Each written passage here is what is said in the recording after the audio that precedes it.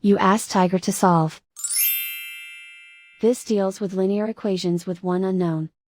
The final result is x equals -1. Let's solve it step by step. Group all x terms on the left side of the equation. Subtract x from both sides. Group like terms.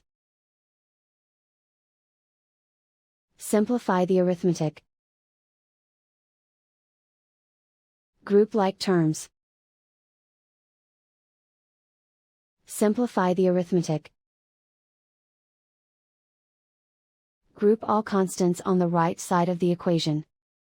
Subtract 3 from both sides. Simplify the arithmetic.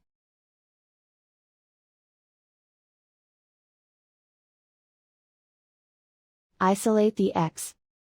Divide both sides by -3. Cancel out the negatives. Simplify the fraction. Move the negative sign from the denominator to the numerator.